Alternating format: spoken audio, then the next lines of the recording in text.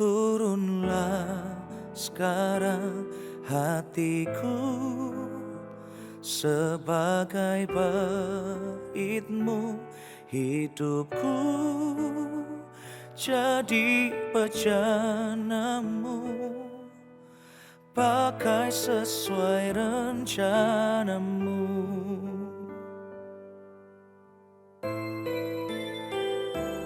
Rinduku ubah hidupku, ku bawa kepadamu Tuhan, sebagai persembahan yang hidup sampai akhir hidupku. Roh Kudus penghibur dan penolongku, ku tak takut sebab Engkau ada di dalamku. Kau ubah dukaku menjadi sukacitaku. Roh Kudus, Kau hadir di sini.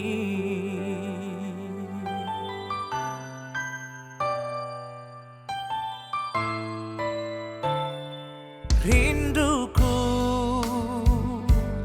ubah hidupku, ku bawa kepadamu Tuhan, sebagai persembahan yang hidup sampai akhir hidupku. Roh Kudus penghibur dan penolongku, ku tak takut sebab Engkau ada di dalamku. Kau ubah dukaku menjadi sukacitaku. Roh Kudus, Kau hadir di sini.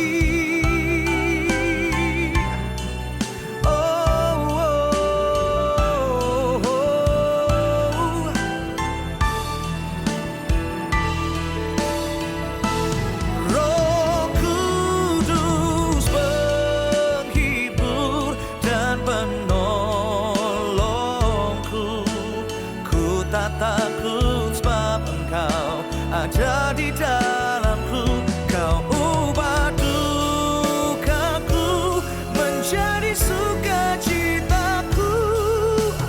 Roh Kudus, Kau hadir di sini.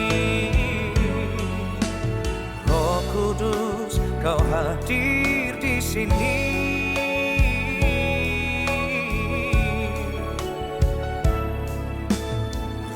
Kudus, Kau hadir di sini.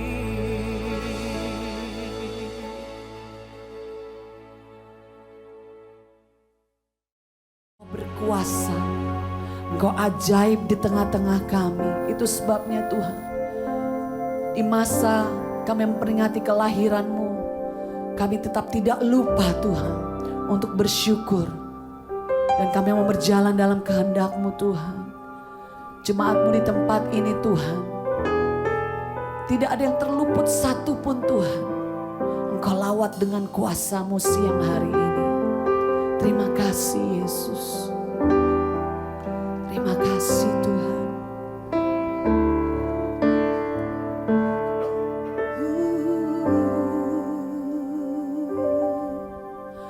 Tuhan, hanya kepadamu ku dapat selalu berharap. Kau takkan pernah membiarkan ku bergumul sendirian di dalam kelemahanku. Kuasa-Mu jadi sempurna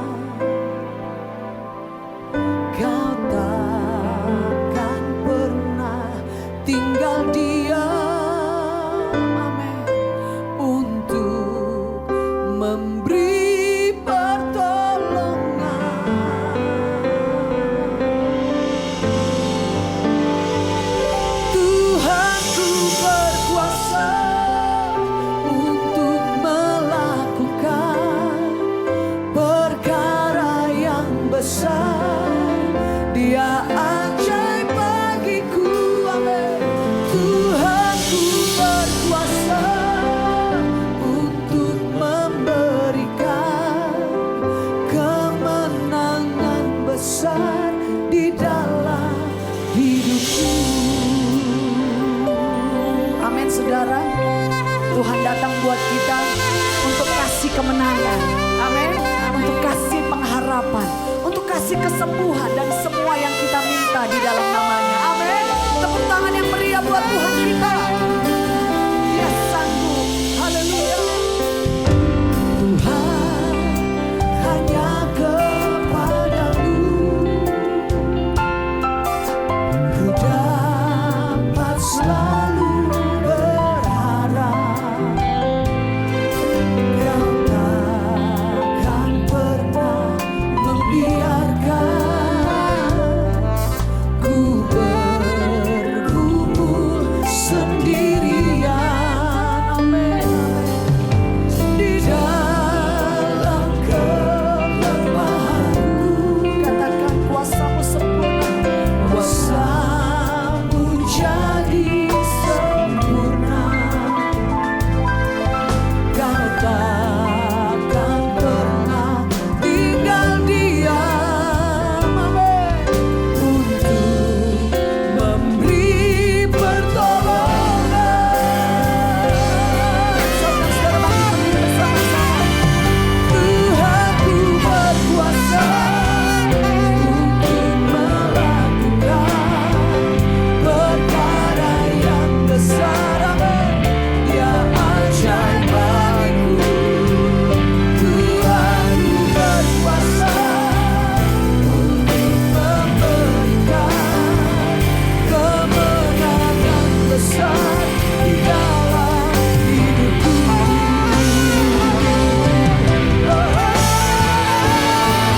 Tuhanku berkuasa untuk melakukan perkara yang besar. Dia ajaib bagiku.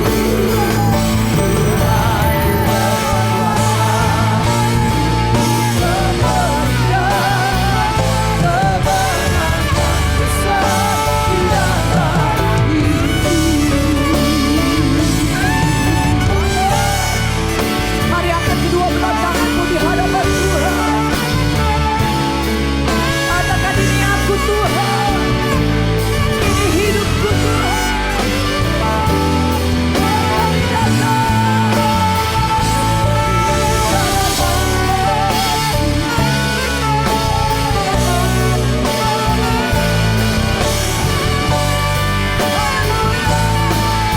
Tuhan berkuasa.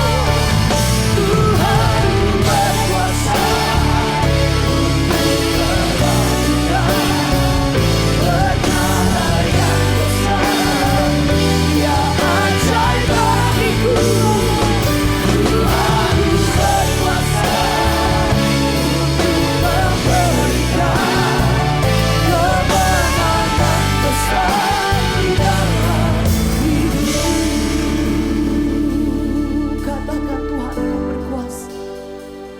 Tuhanku berkuasa untuk melakukan perkara yang besar.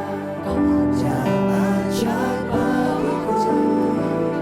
Tuhanku berkuasa untuk memberikan kemenangan besar di dalam kemenangan besar. Kemenangan besar di dalam hidupku. Kemenangan besar di dalam hidupku.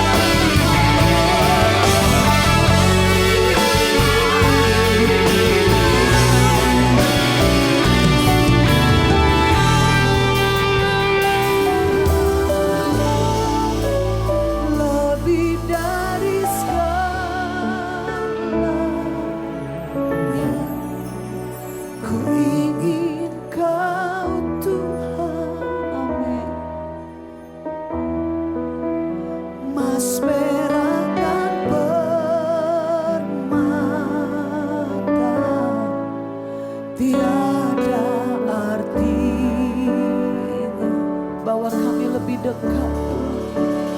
Ku ingin lebih dekat, bersekutu denganmu. Jadikan ku hamba setia kepadamu.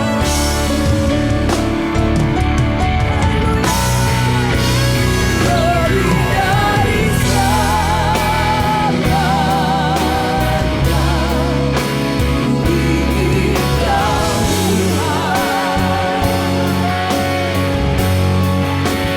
Mas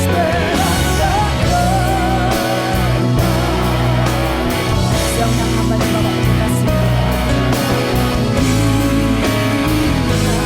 Ku ingin lebih dekat,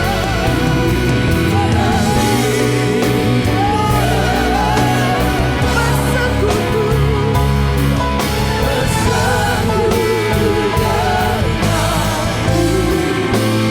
Jadikan ku hamba setia kepadamu. Katakan lebih dari segalanya Tuhan. Lebih dari segalanya, ingin Kau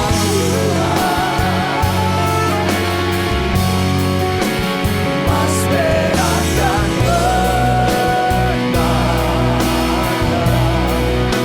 tiada arti. Ku ingin lebih dekat, ku ingin lebih dekat, bersekutu denganmu.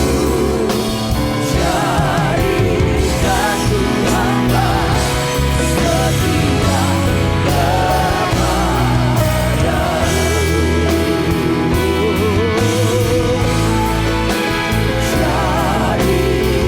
ku hamba setia Jadikan ku hamba setia Jadikan ku hamba setia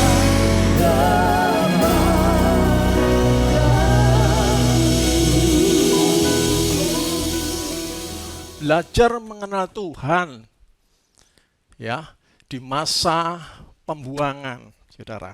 Saya menginginkan untuk supaya ya Natal ini kita ini punya iman yang kuat begitu, saudara, sehingga tidak terpengaruh apapun juga. Ya, sehingga tetap semangat walaupun punya masalah begitu ya. Kenapa saya pakai namanya istilah pembuangan, saudara?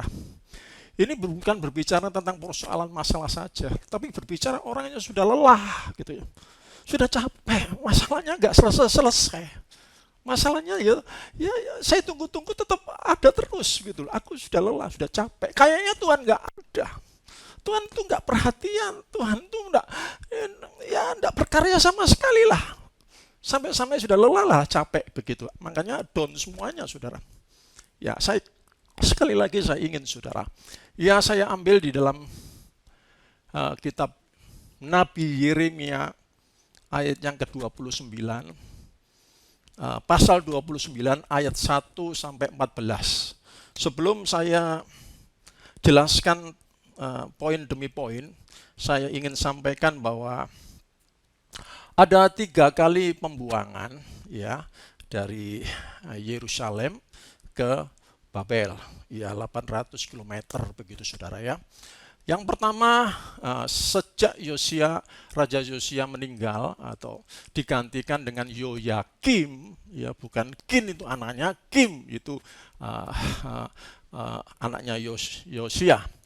Ya, sebelumnya ada hanya berkuasa 3 bulan, Yohanes namanya. Jadi ada 2 kubu sejak Yosia itu sudah meninggal, ada 2 kubu. Salah satunya yaitu berpihak kepada Asyur, yaitu Babel yang dulu, dan satunya ke Mesir, gitu ya. Nah, tapi cuma 3 bulan, akhirnya Yoyakim ya, itu jadi raja. tahun keempat Yerusalem dikepung. Akhirnya pembuangan pertama, ya. 605 ya sebelum Masehi. Terus tahta diganti ke Yoyakin anaknya, ya. Akhirnya cuma 3 bulan 10 hari, ya, dikepung juga. Akhirnya pembuangan kedua. Akhirnya diganti Yoyakin karena dibawa ke Babel dan ditahan sampai 537 37 tahun, ya. Diganti Sedekia, Raja Sedekia. Ada pembuangan lagi. Dan saudara tahu itu dihitung-hitung baik pertama, kedua dan ketiga itu jumlahnya sekitar 70 tahun. Sesuai, ya, dengan apa yang dinubuatkan 23 tahun sebelumnya, ya. Alkitab kita memang luar biasa. Tuhan kita tidak pernah salah, ya. Jadi sesuai semuanya, saudara. Jadi kalau tahun 538 itu Kores Agung jadi Persia dan Media, ya, mengalahkan Babel dan berkuasa. Ya, 520 sampai 15 ya, itu mengembalikan semuanya ke Yerusalem. Terus perikop ini juga saya pisahkan menjadi 4 bagian. Ya. Yang pertama yaitu penggenapan. Artinya dulu sudah dibicarakan oleh namanya Yeremia, yaitu nabi yang dari Tuhan, akan adanya Yehuda akan dibuang ke Babel. Digenapi juga. Ya. Yang kedua ayat 4 sampai 8 atau 7 begitu berbicara nasihat Tuhan atas orang-orang yang dibuang. Ya. 10-11 berbicara pernyataan Tuhan, dan 12 seterusnya. Nanti saudara baca sendiri karena saya nggak baca satu persatu terlalu lama, karena nanti saya ulang lagi. Ya, dan 12 sampai 14 berbicara kerinduan Tuhan. Ya. Hal yang ketiga yang saya harus sampaikan pada saudara, di dalam pembuangan ini ada orang-orang yang memang salah, ada orang-orang yang nggak salah. Seperti di dalamnya ada Yeskiel, Daniel, Hanaya, Misael, dan Arsaya, gitu ya. Kurang-kurang sedikit lah. Tapi kalau sudah di Babel, dia diganti nama Sadrak, Mesak, Abednego. Itu bukan orang nggak benar, saudara. Tetapi ada sebagian orang memang nggak benar, sehingga Yehuda harus dibuang, mengalami suatu masalah. Ya. Tapi ada orang yang memang benar, tapi akibat dari orang-orang yang nggak benar, dia ikut mengalami pembuangan itu. Ya, saya tidak tahu problem saudara sekarang. Saya pakai kata-kata pembuangan. Mungkin saudara punya masa-masa pembuangan karena punya problem tentang keuangan saudara, pekerjaan saudara, mungkin suami saudara, mungkin istri saudara, mungkin anak saudara, mertua saudara, saya nggak tahu. Ya, tapi baiklah siang hari ini biarlah firman Tuhan memberi pengertian, belajar tentang Tuhan, mengenal Tuhan, begitu ya, di dalam masa-masa pembuangan atau kesulitan ini.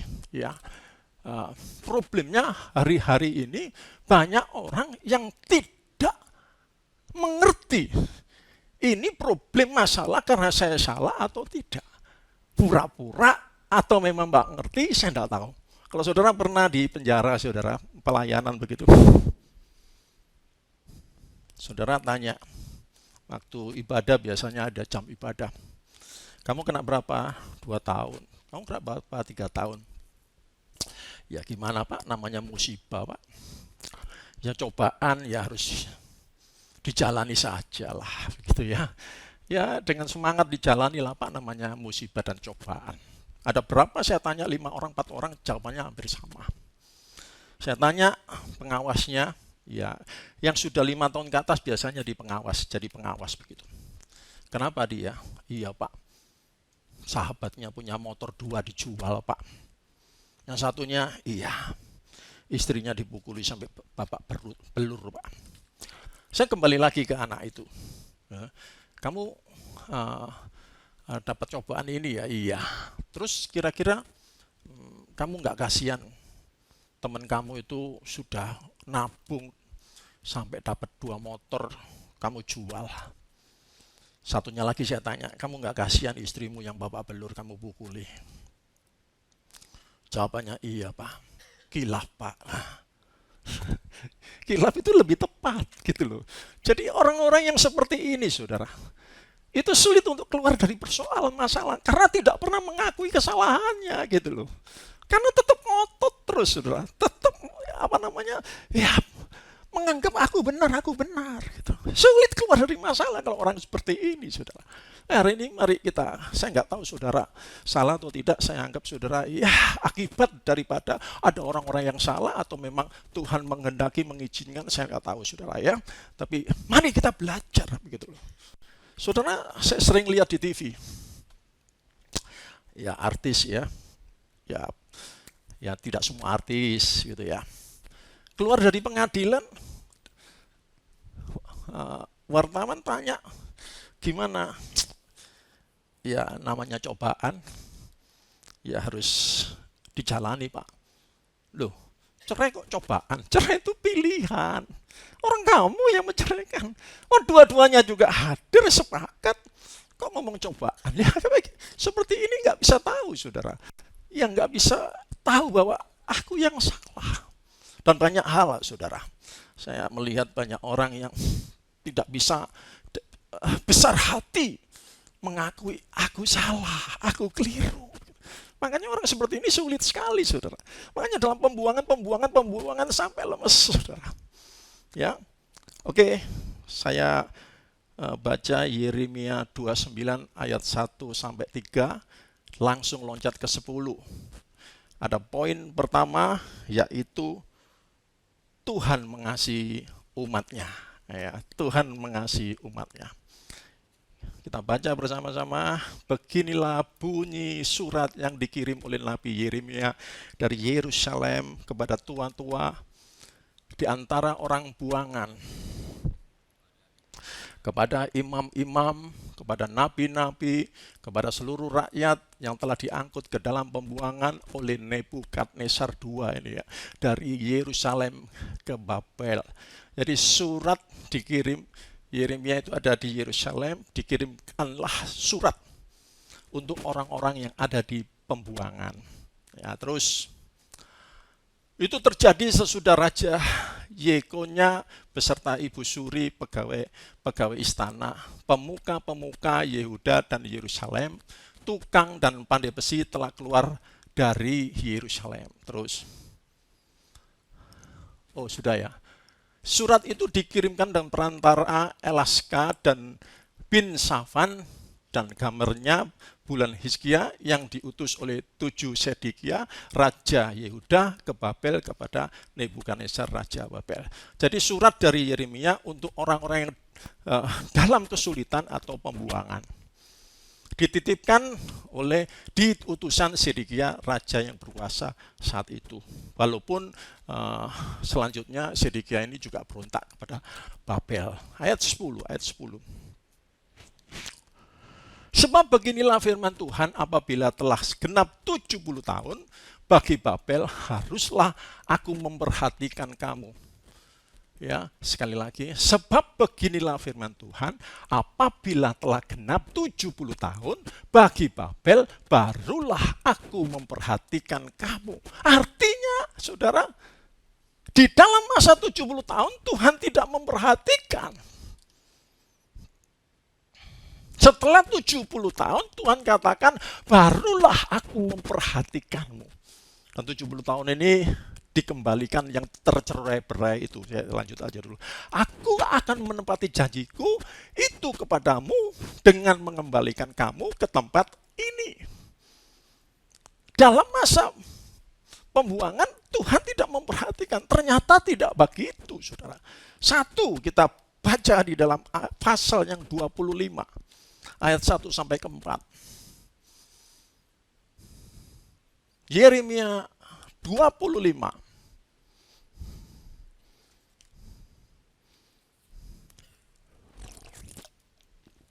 Firman Tuhan kepada Yeremia yang tentang segenap kaum Yehuda dalam tahun keempat pemerintahan Yoyakin bin Yosia Raja Yehuda, yaitu dalam tahun pertama pemerintahan Nebukadnezar Raja Babel. Terus firman itu telah disampaikan oleh Nabi Yeremia kepada segenap kaum Yehuda dan kepada segenap penduduk Yerusalem. Katanya,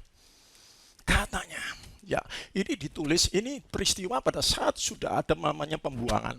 Sejak dari tahun ke-13 pemerintahan Yosia bin Amon, Raja Yehuda, sampai hari ini, hari pembuangan itu, jadi sudah 23 tahun lamanya firman Tuhan datang kepadaku dan terus-menerus aku mengucapkannya kepadamu, tetapi kamu tidak mau mendengar. Terus, juga Tuhan menerus mengutus kepadamu semua hambanya, yakni nabi-nabi, tetapi kamu tidak mau mendengarkan dan memperhatikannya, termasuk pendeta-pendeta bicara. Itu bentuk kasihnya Tuhan. Sudah ngomong 23 tahun yang lalu. Memang sudah ngomong itu untuk kamu, bukan untuk saya. Aku nggak salah, aku benar. Ini firman untuk kamu, bukan untuk saya. Aku nggak butuh nasihat Tuhan. Padahal sudah dinasehatkan kalau terus-terus baca ayat kelima tadi. Kenapa kok sampai diingatkan terus? Kata mereka, bertobatlah masing-masing kamu dari tingkah lakumu yang jahat. Dari perbuatan-perbuatanmu yang jahat, kamu akan tetap diam di tanah yang diberikan Tuhan. Sebenarnya nggak ada namanya pembuangan. Tapi karena perbuatan jahat dan tidak mau mendengar nabi-nabi, suara Tuhan, nasihat-nasihat, ya akhirnya terjadi. Seberapa banyak seringkali kita ini mendapat suatu teguran, tapi mengeraskan hati, tidak pernah besar hati, menyalahkan sana, menyalahkan sini, menyalahkan iblis, menyalahkan Tuhan. Yakobus 1:13, kalau kamu dicobai jangan menganggap itu datangnya dari ada Tuhan. Karena Tuhan tidak pernah dicobai dan mencobai. Kalau orang dicobai karena keinginannya sendiri dan sudah dinasehati berkali-kali, nggak mau bertobat, terjadilah pembuangan. Oke, itu yang salah, yang nggak salah. Eskiel dan lain sebagainya. Ya itu memang diizinkan Tuhan. Lah sekarang ini belajar. Saudara salah nggak salah, ayo besar hati. Kalau saudara nggak salah, ayo belajar mengenal Tuhan. Di dalam masa-masa kesulitan ataupun masa-masa pembuangan. Poin pertama sekali lagi, Tuhan mengasihi saudara dan saya. Melalui teguran, melalui nasihat. Melalui juga peristiwa-peristiwa yang mungkin tidak menyenangkan sesuai dengan apa yang kita mau. Tetapi percayalah, Tuhan juga mengasihi kita. Memberi kekuatan. Pencobaan-pencobaan yang kamu alami 1 Korintus 10 ayat 13 adalah pencobaan yang lazim. Pencobaan biasa berbicara yang lazim itu. Biasa, tidak melebihi kekuatanmu. Lazim. Karena Allah setia. Jadi tidak mungkin. Sekali lagi, ayo. Besar hatilah. Saya lupa tadi kesaksian, saudara. Kadang-kadang kita nyalakan iblis, nyalakan yang lain, saudara. Pagi-pagi anak saya lari ke atas. Pak, kalau manggil pembantu saya Bebek gitu. Bebek, Pak. Pembantu saya Bebek gitu ya panggilannya. Mendadak kakinya lumpuh, Pak. Gak bisa jalan. Gak bisa jalan, ini pasti ada apa-apa ini. Ya, kalau dikonotasikan itu ada serangan gitu ya. Pasti gak bisa ini, Pak.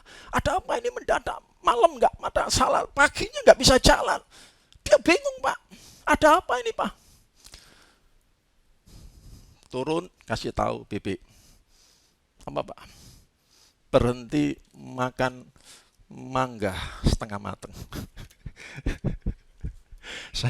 Saya punya rumah, sebelah rumah itu mangganya banyak. Ya, di atas itu ada balkon, jatuh di situ terus. Sehari bisa 4, bisa 5, bisa 2, dikumpulin tiap hari dimakan terus. Dia mangganya enak soro, saudara. Beneran, saudara. Saya juga makan, tapi begitu makan saya terasa saya diem, enggak lagi, sudah saya tutup mata, saya enggak lihat lah. Tapi dia makan terus. Yang disalahkan iblis. Ruwet memang, saudara. Angel-angel tuturannya itu kalau bahasa ininya, saudara. Bahasa TikToknya itu, saudara. Ya, oke. Sekali lagi, Tuhan mengasihi saudara. Yang poin kedua, kita baca di dalam ayat yang ke-10. Saudara harus yakin dulu bahwa saudara jangan merasa dibuang oleh Tuhan. Jangan merasa bahwa Tuhan tidak peduli. Seperti murid pun, apakah engkau tidak peduli Tuhan pada saat ada ombak yang dahsyat? Yesus tidur di buritan. Apakah engkau tidak peduli? Tuhan itu menyatakan, dia bangun, dia katakan, di mana imanmu? Malah dimarahi. Tuhan mengasihi saudara. Dalam peristiwa apapun juga, dalam pembuangan apapun juga, Tuhan mengasihi saudara. Poin yang kedua yaitu Tuhan yang berdaulat. Kita baca Yeremia 29 ayat yang ke-10 dan ke-11. Sebab beginilah firman Tuhan, apabila telah genap 70 tahun bagi Babel, barulah aku memperhatikan kamu, aku akan menepati janjiku itu kepadamu dengan mengembalikan kamu ke tempat ini terus. Sebab aku ini mengetahui rancangan-rancangan apa yang ada pada Tuhan, ya, tentang kamu. Jadi ini Tuhan berbicara melalui ya, Yeremia. Tuhan tahu rancangan-rancangannya tentang saudara dan saya. Ya, artinya apa? Termasuk rancangan yang 70 tahun itu tadi. Saudara berontak apapun juga tidak akan bisa berbuat sesuatu yang meringankan saudara karena Tuhan berdaulat atas hidup saudara. Makanya ada lagu gini. Bila kau yang membuka pintu, tak ada satupun dapat menutupnya. Bila kau yang mengangkat aku, tak ada satupun merendahkanku. Kalau saya balik begini, bila kau yang menutup pintu, tak ada satupun dapat membukanya. Sama. Kalau Tuhan sudah menutup, ya Tuhan sendiri yang membuka. Oleh sebab itu, bait yang pertama dikatakan apa? Segala perkaraku kuserahkan padamu, Allah pembelaku. Segala kuatirku kutaruh di kakimu, Allah pemeliharaku. Kalau saudara baca di ayat 8 dan 9, di situ banyak namanya nabi-nabi palsu. Jadi poin kedua ini, Tuhan yang berdaulat. Kalau dia yang membuka pintu, tidak ada satupun yang bisa membuka. Kalau dia yang menutup pintu, tidak ada satupun yang bisa juga membukanya.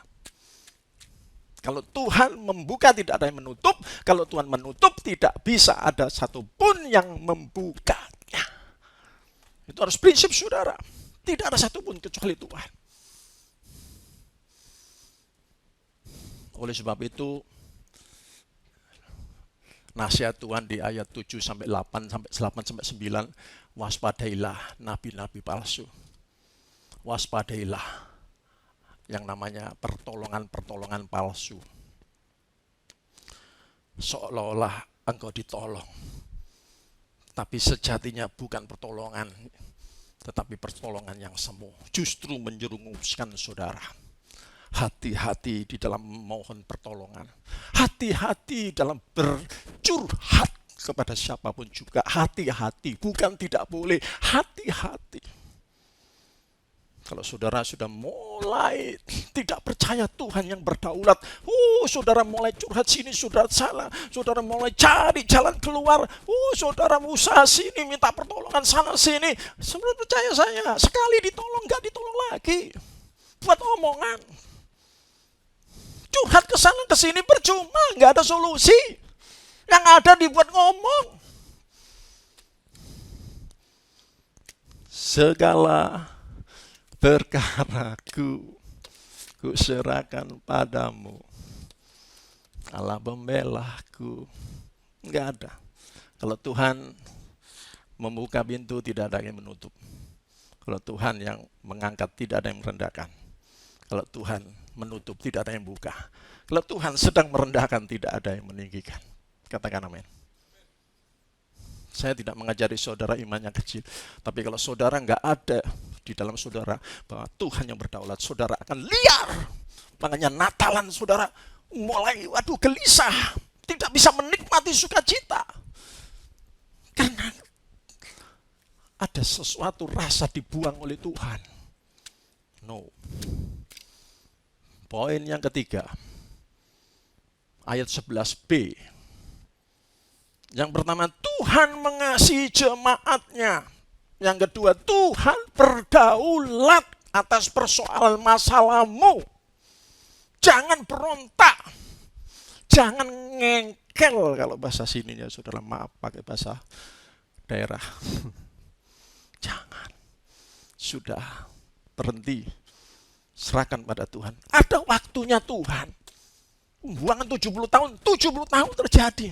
Sebelumnya dinasehati berulang-ulang kali. Tidak mendengar, terjadi 70 kali. Itu pun masih perhatian mengirim surat melalui Yeremia untuk menasehati. Salah satunya menasehati, ayo Tuhan itu berdaulat 70 tahun ya 70 tahun. Ya, waspada loh ya. Jangan mencari nabi-nabi palsu. Pertolongan palsu. Ayo kita buka lagi. Yeremia 29. Ayat yang ke-11b. Tadi kan.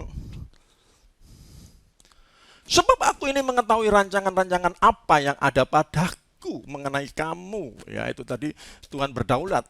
Demikian firman Tuhan. Yaitu rancangan damai sejahtera, bukan rancangan kecelakaan, untuk memberikan kepadamu hari depan yang penuh pengharapan. Yakinlah, rencana Tuhan itu rencana yang baik buat saudara dan saya. Yakinlah, rencana Tuhan itu baik terhadap saudara dan saya. Makanya, nggak tahu itu lagunya siapa ya, Jeffrey S. Chandra kalau nggak salah ya. Ku tak akan menyerah, usaha boleh, pada apapun juga. Sebelum ku coba semua yang ku bisa, tetapi ku berserah pada kehendakmu.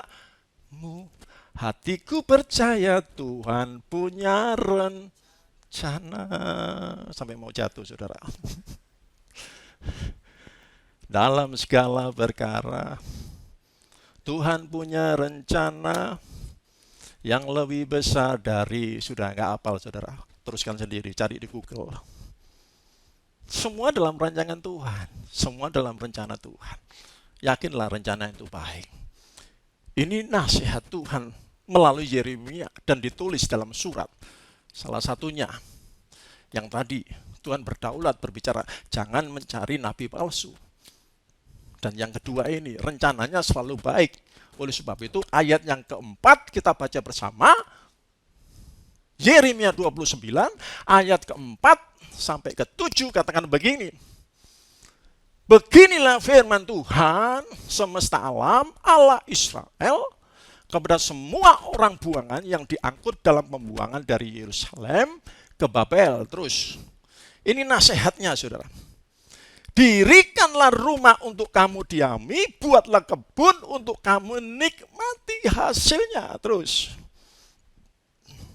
Ambillah istri memperanakan anak laki-laki, perempuan ambillah istri bagi anakmu laki-laki, carikanlah suami bagi anakmu perempuan supaya mereka melahirkan anak laki-laki, perempuan, saat di sana kamu bertambah banyak dan jangan berkurangi. Terus usahakanlah kesejahteraan kota di mana aku buang.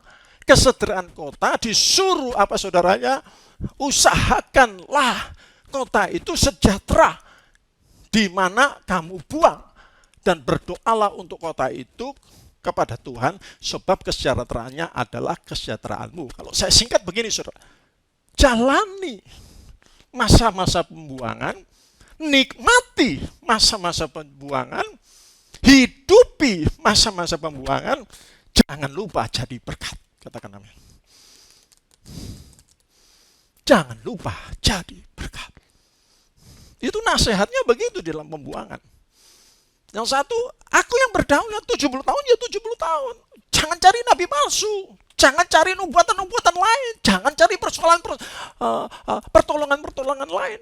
Nasihat yang kedua, nikmati, jalani, hidupi, tetap jadi berkat. Amin. Tepuk tangan dulu, saudara. Sudahlah. Kalau waktunya selesai. Yang penting itu rendah hati. Waktunya beres-beres. Percaya. Saya bisa ngomong, saya ngalami. Saya tertarik dengan suatu kesaksian, saudara.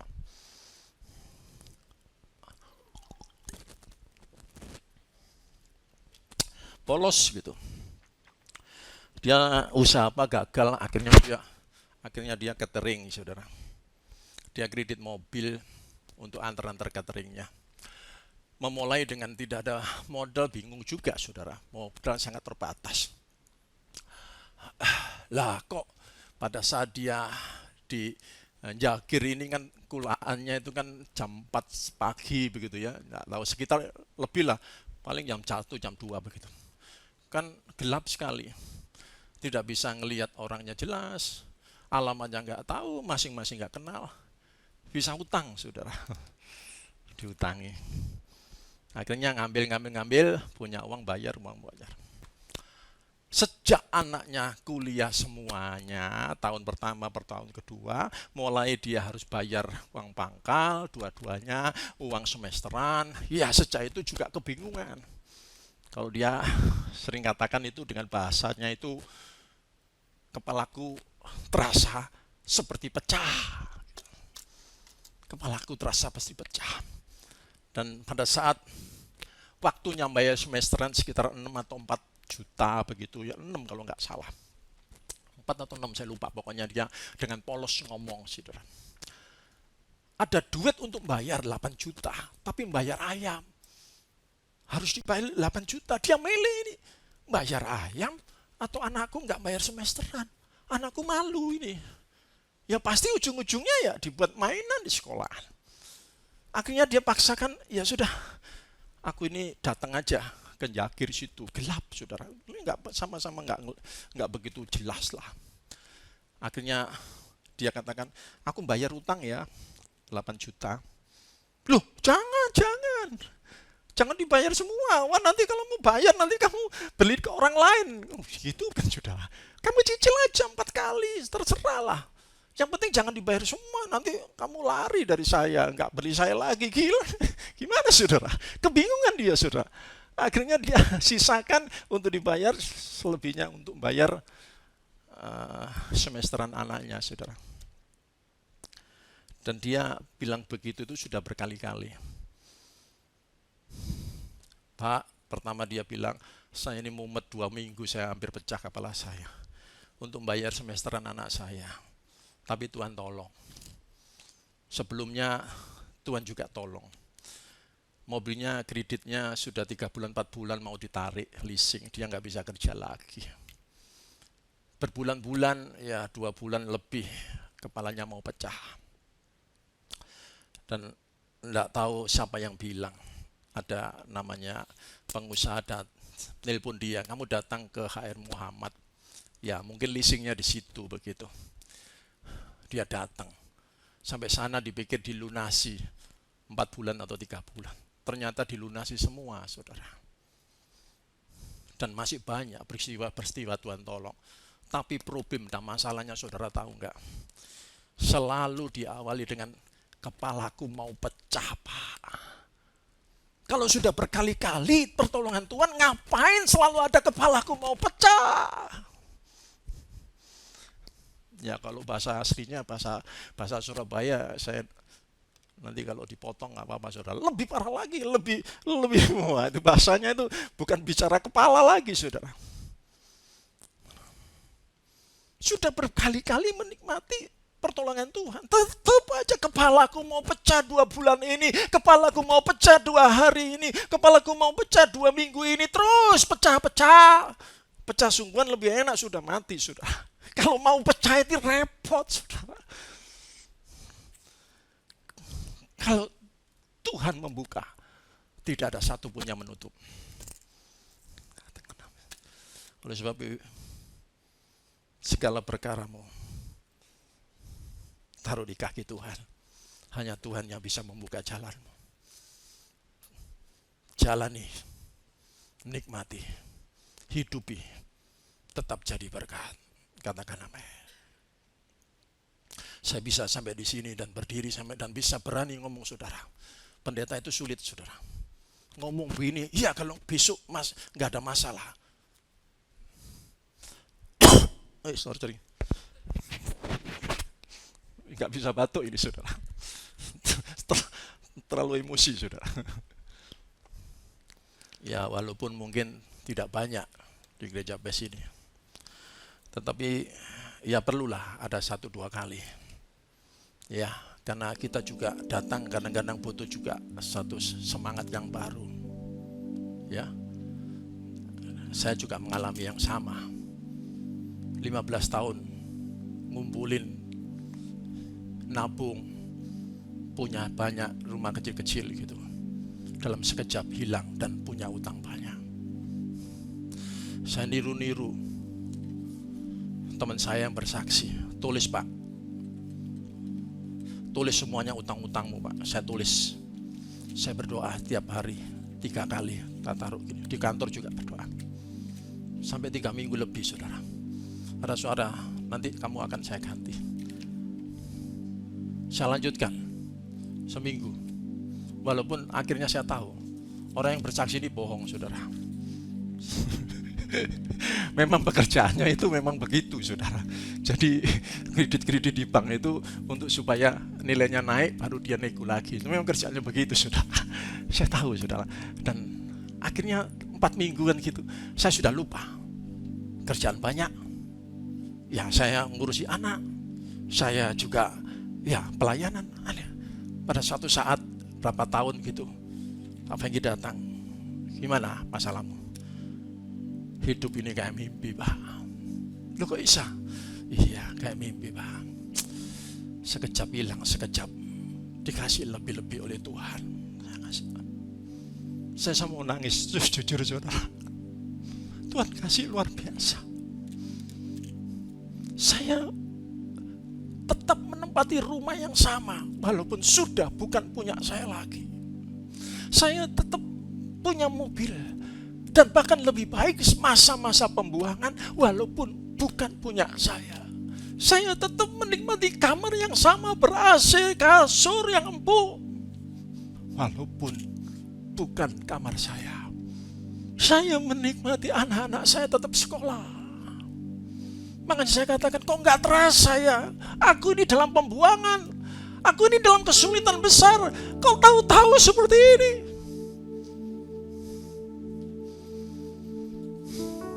Tuhan berkarya. Dan poin yang terakhir ayat 12-14 kita baca bersama-sama.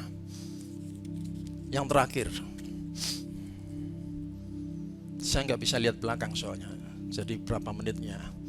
Dan apabila kamu berseru datang untuk berdoa kepadaku, maka aku akan mendengarkan kamu. Terus 13,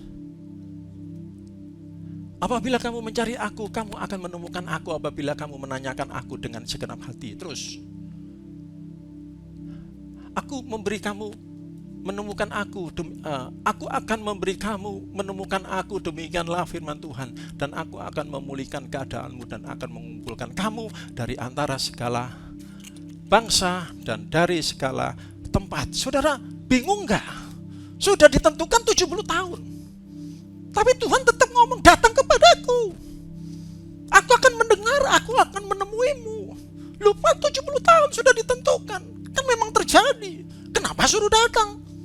Tuhan tunjukkan bahwa ini adalah rencanaku, rancanganku.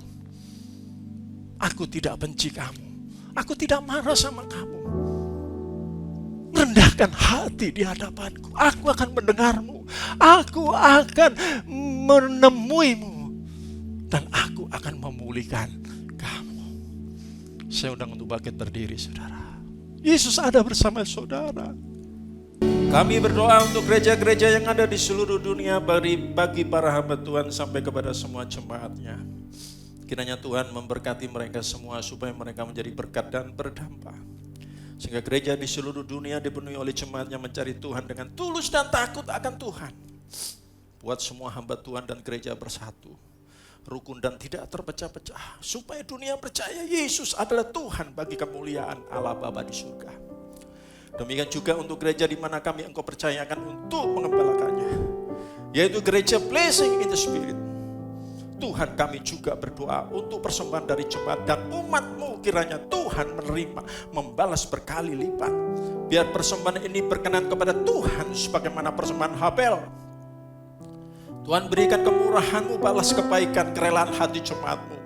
Jaga dan lindungi mereka, pelihara mereka, keluarga mereka, pekerjaan mereka, dan kesehatan mereka, bahkan rohani mereka.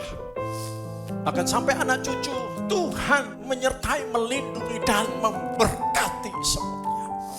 Mari saudara dekapkan tangan di dada, kita mau terima berkat Tuhan. Jagalah hati dengan segala kewaspadaan, karena dari sanalah terpancar kehidupan. Jemaat yang dikasihi Tuhan, pulanglah. Jadilah berkat, terimalah berkat, rahmat anugerah dari Allah Bapa di surga. Di dalam putra tunggalnya Yesus Kristus yang telah mati bagi dosa kita dan bangkit pada hari yang ketiga. Sehingga kita menyembah Tuhan Allah yang hidup. Iman kita bukan kepada Tuhan yang mati. Dia naik ke surga, menyediakan rumah bagi kita. Sehingga kita punya pengharapan yang pasti. Dia akan datang kembali untuk kedua kalinya menjemput gereja dan umatnya yang berjaga-jaga, kudus, dewasa, bijaksana, serta menghakimi dunia. Dan di dalam persekutuannya dengan rohnya yang kudus, yang membuat hati kita berkobar-kobar, roh kita menyala-nyala di dalam kasih semula. Roh Kudus yang menghibur, menguatkan, memelihara, menginsafkan, menuntun, dan memimpin kita kepada kebenaran dan kekudusan. Serta menjadi saksi Kristus mulai hari ini sampai selama-lamanya. Kita tutup dengan doa Bapa kami bersama-sama. Bapa kami yang ada dalam surga, dikuduskanlah nama-Mu, datanglah kerajaan-Mu, jadilah kehendak-Mu di bumi seperti di surga. Berikanlah kami pada hari ini makanan kami yang secukupnya, dan ampunilah kami akan kesalahan kami seperti kami juga mengampuni orang yang bersalah kepada kami. Jangan membawa kami ke dalam pencobaan, tetapi lepaskanlah kami daripada yang jahat. Karena Engkaulah yang punya kerajaan dan kuasa sampai selama-lamanya. Sama-sama katakan amin. Puji nama Tuhan. Silakan. Boleh saya lihat tangan-tangan yang bertepuk tangan sama-sama. Come on. Make sure.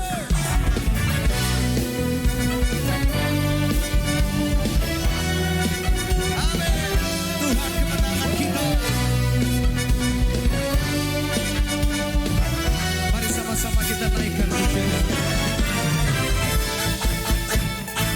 Tuhan kemenanganku, Dia utaraku. Roh Kudus kuatkanku, selalu hiburkanku.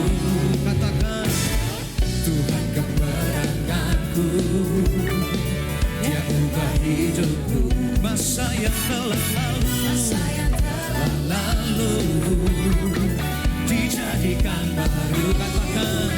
jiwaku berseru. Nyatakan saudara. Kemenanganku dapat dalam-Mu. Keselamatanku dapat karena-Mu. Dengan darah-Mu Kau selamatkanku. Katakan, takkan ku ragu, Kau bersamaku. Tuhan kemenanganku, Dia ubah hidup kita saudara. Masa yang lalu dijadikan baru. Katakan, jiwaku bersama. Mari serukan.